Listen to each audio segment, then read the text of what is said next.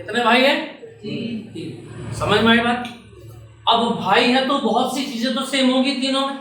जैसे मैंने आपको बताया, पहला पॉइंट हो जाता है व्हीटस्टोन सेतु, ठीक है। दूसरा पॉइंट हम पढ़ेंगे मीटर सेतु, ठीक है। और तीसरा लिखेंगे विभव मापी।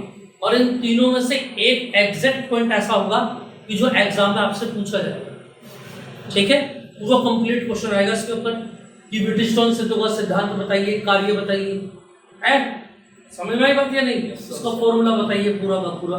तो देखिए जरा पहले कि व्हीटस्टोन सेतु होता क्या, सुनेंगे ध्यान से जरा, यहां ध्यान देंगे आप।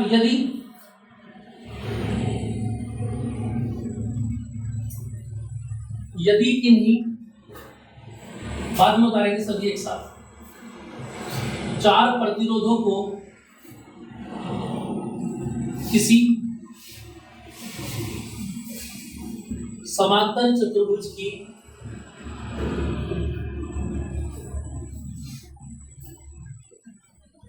चारों भुजाओं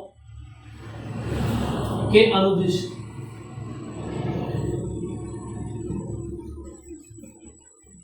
लगा दिया जाए तथा, अब सुनते रहना पहले आप, किन्हीं दो विकर्णों के बीच एक धारामापी तथा एक सेल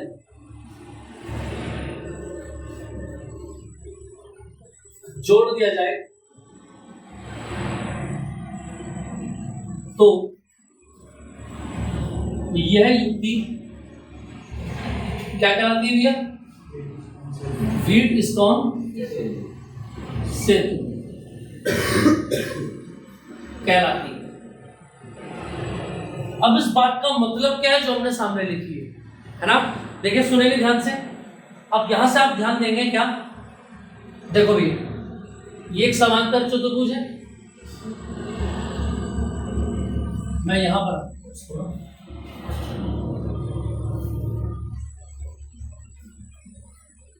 भाई ऐसा ही तो होता है समांतर चतुर्भुज। इसको मैंने ऐसे घुमा दिया, इसको ऐसे खड़ा कर दिया, ठीक है। और ध्यान देंगे ये बना दिया मैंने यहां पर परिपथ, दिखाई दे रहा है सभी को? हमें पता है प्लस में से करंट चलेगा और घूम करके यहीं पर वापस आ जाएगा, ठीक। अब देखना जरा, उसने क्या बताया आपको कि यदि चार प्रतिरोध समांतर चतुर्भुज की चारों भुजाओं के अनुदिश लगे हुए हो, क्लियर है? चार भुजाएं कौन कौन सी है बोलो? 1 2 3 4। लो जी, पहला प्रतिरोध यहां लगा दिया, इसको मैंने P बोल दिया। दूसरा यहां Q, तीसरा यहां R, और एक मैंने यहां लगा दिया जिसको मैंने क्या बोल दिया? S बोल दिया। अब उसने एक बात और बोली है, क्या बात बोली है उसने? कि किन्हीं भी दो विकर्णों, विकर्ण कौन से है ये? दो विकर्णों के बीच में क्या लगाया उसने? दो विकर्णों के बीच में धारामापी, धारामापी यानी गैल्वेनोमीटर जो धारा को मापने का काम करता है, ठीक है। और इसी के साथ में एक सेल भी जोड़,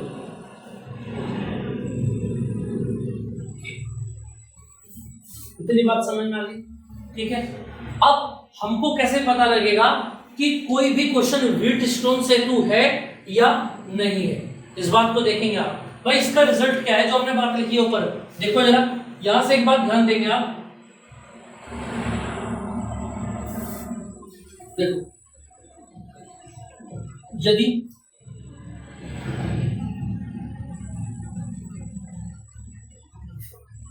यदि धारामापी में कोई विक्षेप न हो, सुन रहे हैं आप? ये जो धारामापी आया, करंट आने का मतलब है इसकी सुई हिल गई, विक्षेप हो गया। लेकिन हम कह रहे हैं कि अगर इसमें कोई विक्षेप ना हो, इसकी सुई हिली ही नहीं, इसका मतलब इसमें करंट पहुंचा ही नहीं। यदि धारामापी में कोई विक्षेप न हो तो ब्रिज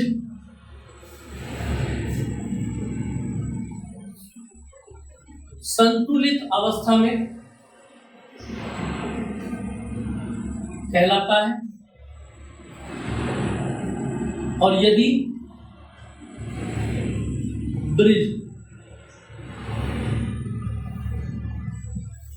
संतुलन की अवस्था में है, तो अगर ब्रिज संतुलित है, ब्रिज का मतलब ये जो पूरा सिस्टम बना हुआ है, अगर ये ब्रिज संतुलित है तो याद रखना इधर वाले दो प्रतिरोधों का अनुपात, कौन से वाले बताया मैंने, इन दोनों का अनुपात इन दोनों के अनुपात के बराबर होगा, P बटे Q बराबर R बटे S। यही फॉर्मूला है व्हीटस्टोन सेतु का। यानी अगर ब्रिज संतुलित है तो बीच में कोई करंट नहीं जाएगा, जो करंट यहां से आ रहा है चलता हुआ, ये यहां से निकलेगा और यहां से पास होकर सीधा निकल जाएगा, ये यहां से निकलेगा, यहां से पास होकर सीधा निकल जाएगा, बीच में कोई करंट नहीं जाएगा। ये बात याद रहेगी कि नहीं रहेगी, बताओ जरा। क्लियर बात याद रहेगी। अब हम पढ़ेंगे इसका प्रूफ।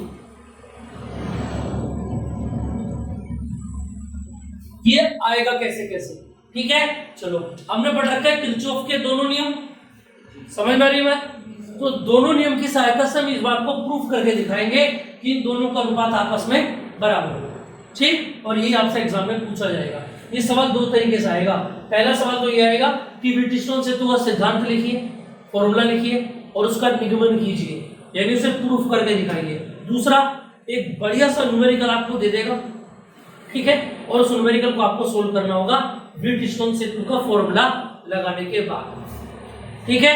अब ये बात याद रखना कि व्हीटस्टोन सेतु का जो फॉर्मूला है, ये जो बात है, ये किसी भी सिस्टम के ऊपर कब अप्लाई होगा, जब ये कंडीशन काम कर रही होगी। जैसे इन दोनों का अनुपात इन दोनों के अनुपात के बराबर होना चाहिए।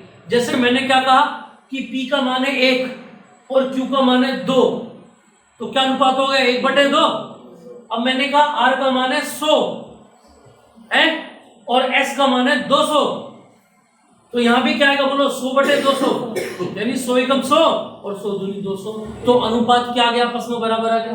क्लियर है। देखेंगे आगे की बात करो। अब यहां से बोलेंगे, सबसे पहले ध्यान देंगे आप इसके पास बना लेते हैं। क्या बना लेते हैं, मैंने बताया तो आपको पास कैसे बनाएंगे, बोलो कितने पास है इसमें पूरे में, 1 और 2। समझ में आएगा कैसे चलेंगे, ऊपर से और फिर ये इधर से ऊपर से और फिर ये कोई दिक्कत किसी को तो बताओ। क्लियर है। अब आ जाओ, पांच का नाम रख दो, A B C D। इधर आ जाओ भैया। सबसे पहले अगर मैं बात करूं, क्या देखो, पास A, क्या नाम है पास का, A B D A में किरचॉफ के सेकंड नियम से बोलो क्या होता है, सिग्मा ई बराबर, भैया ध्यान देना बात के ऊपर, ठीक है। अब देखो, जब हम पहले पास में घूमेंगे यहां से, भाई यहां तक करंट आई था, आप सुनते रहे ना, आगे करंट हो गया I1, ठीक है, और नीचे जो करंट जा रहा है उसका नाम कह दिया मैंने I2। क्या कह दिया, I2, ठीक। अब मैं मान करके चल रहा हूं कि अंदर भी करंट पहुंच गया, हालांकि एंड में क्या आ रहा नहीं पहुंचा, लेकिन मैं मान रहा हूं कि अंदर भी करंट पहुंच गया, एक नया करंट बन गया, ठीक है। और वो करंट का नाम क्या है, I4। क्या नाम है करंट का, I4, ठीक है। अब इसमें एक नया करंट बन गया, तो ये I1 तो नहीं पहुंचेगा आगे, ये I1 भी पलट जाएगा, तो I1 हो गया I3। क्या हो गया, क्योंकि नया करंट बीच में आ गया ना, और ये बीच वाला करंट किस में से निकल के गया होगा, I1 में से ही तो निकल के गया होगा। भाई एक बात बताओ, पीछे से I1 चलता हुआ आ रहा है और मैंने कहा एक नया करंट बन गया यहाँ पे, तो I1 में से कट भी तो गया करंट, तो I1 कम हो गया होगा, और कितना हो गया, कम हो गया, I3 बन गया। इधर आ जाओ, अंदर से क्या आ रहा है I4, पीछे से क्या आ रहा है I2, मिलके आगे क्या बनेंगे बोलो, I4 प्लस, बोलो बनेंगे नहीं बनेंगे, भाई I2 आ रहा है पीछे से और यहाँ से I4 आ रहा है, तो दोनों जुड़ के आगे जाएंगे नहीं जाएंगे, और यहाँ के फिर दोबारा से I बन जाए, क्लियर है बात? आ रही है बात समझ में? अब पाश एक में आ जाओ, ये रहा पाश ए बी डी ए, इस पाश में आ जाओ। क्या इसमें कोई सेल जुड़ा हुआ है? ई नहीं है तो जीरो कह सकता हूं। अरे खाना बोलो जल्दी से, आज ही पीछे क्लियर आ रहा है? अब देखो जरा से एक बार और बताऊंगा दोबारा, पहले जहां से पढ़ा रहा हूं यहां से देखें। ई तो जीरो है। अब देखो जरा, जब यहां से चलना स्टार्ट करा तो पहले ही प्रतिरोध क्या मिला था? पी। अरे मिला था कि नहीं मिला था? और करंट कितना था इसमें? I1। ठीक, क्योंकि हमारे साथ चल रहा है तो प्लस रहेगा, और यहां से घूम कर गया तो यूं चलेगा हमारे ऊपर को, और ये जा रहा है नीचे को, तो क्या माइनस का होगा कि नहीं होगा? I2 इंटू क्यू होगा कि नहीं? चलो अब देखो जरा, ये माइनस वाला इधर आ जाएगा तो ये हो गया I1 इंटू पी बराबर, और I2 को नीचे भेज दो तो I1 upon I2 बराबर क्या बन गया? बोलो Q बटे P। बन गए समीकरण नंबर 1 या नहीं? यहां से मैंने I1 upon I2 का मान निकाल दिया। क्लियर है? चलो अब दूसरे में आ जाओ। पाश 2, क्या नाम है 2 का बताओ जरा? B C B B.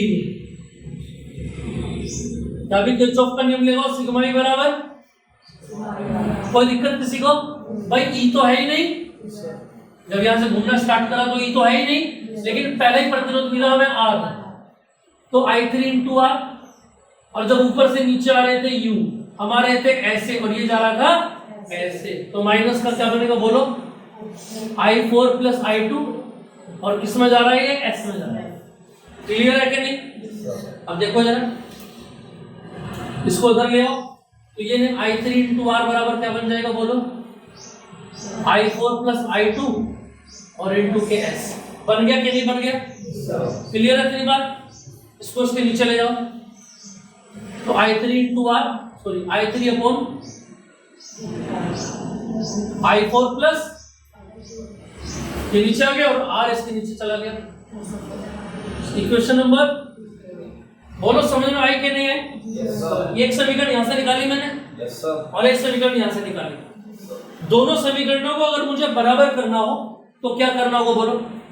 भाई या तो लेफ्ट बराबर करना होगा या राइट बराबर करना होगा। राइट तो कुछ मैच हो ही नहीं रहा है, लेफ्ट देख लो, इसमें क्या है? I1 और क्लियर है? इसमें क्या है? अलग क्या है? एक तो I3 अलग आ गया और एक I4 अलग आ गया, है ना? अब देखो उसको कैसे करेंगे। यहां से मैं एक बात बोलूंगा, माना मैंने एक बात मानी, क्या थ्योरी लगाई, इसकी थ्योरी लेके आऊंगा, लेकिन थ्योरी का कंसेप्ट लगाया, और थ्योरी का कंसेप्ट ये है कि अगर कोई विक्षेप ना मान लो तो संतुलित अवस्था में हो जाएगा। और मैंने माना ब्रिज कैसी अवस्था में है? संतुलित अवस्था में।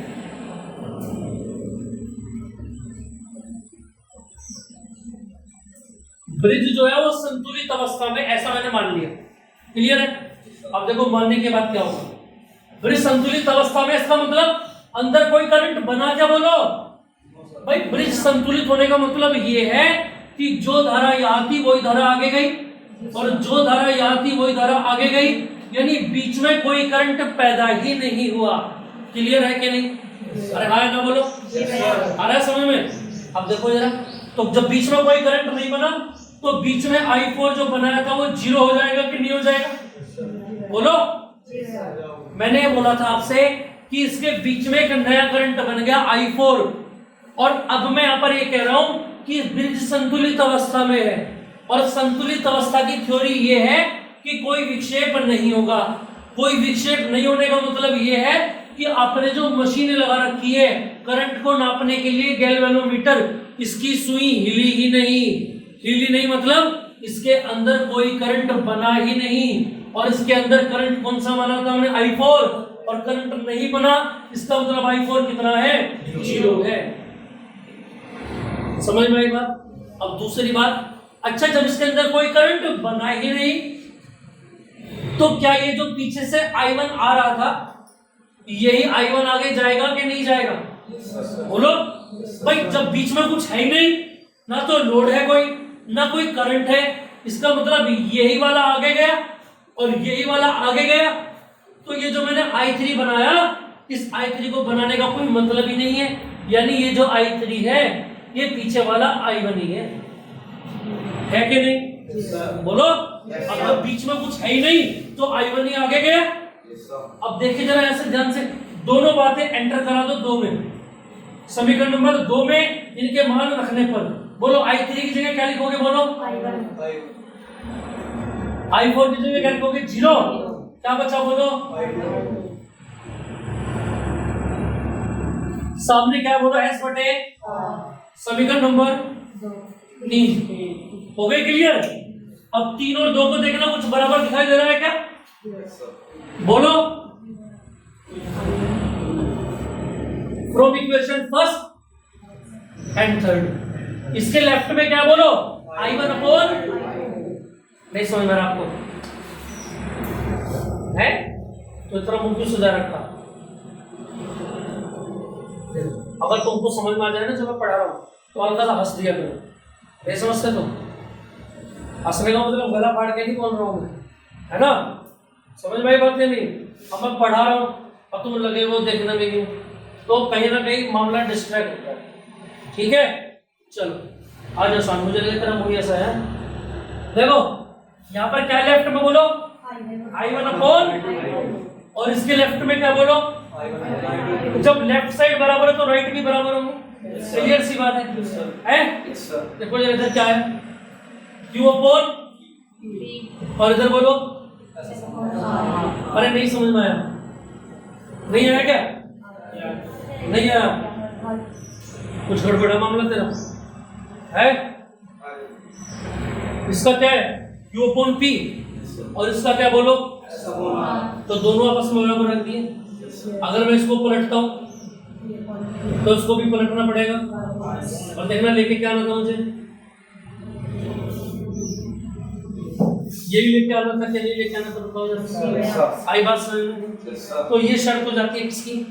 व्हीटस्टोन सेतु की। अब एग्जाम में याद रखना, एग्जाम में आपको करना कैसे है, कोई भी न्यूमेरिकल आपको देगा इस तरीके का खतरनाक सा डायग्राम बना के, आपको सबसे पहले तो ये जांचना है कि इसके ऊपर व्हीटस्टोन सेतु लगेगा कि नहीं लगेगा, और इसको चेक कहां से करोगे? इन दो भुजाओं का अनुपात, इन दो भुजाओं के अनुपात के बराबर होना चाहिए। अगर बराबर है तो आप एक बात बोल देंगे कि इस बीच वाले में कोई करंट है, और जब कोई करंट नहीं गया है ना, इसका मतलब क्या हुआ? ये पूरा तार एक है? अरे पूरा तार एक है या नहीं? तो ये दोनों श्रेणी क्रम में हुए कि नहीं हुए? बोलो, अरे बोलो श्रेणी क्रम में हुए कि नहीं हुए? और श्रेणी क्रम में कैसे जोड़ते हैं? बोलो R1 प्लस सीधे सीधे जोड़ दो, तो P को जोड़ देंगे Q R के साथ, P को जोड़ देंगे R के साथ, और बीच में कुछ है ही नहीं, तो ये नीचे वाला भी श्रेणी क्रम हुआ, तो Q को S के साथ जोड़ देंगे, एक ऊपर बन गया एक नीचे बन गया, अब दोनों को समांतर में, खत्म सवाल। बोलो समझ में आया कि नहीं आया? क्लियर है समझ में? इसको कॉपी करो जल्दी से एक बार।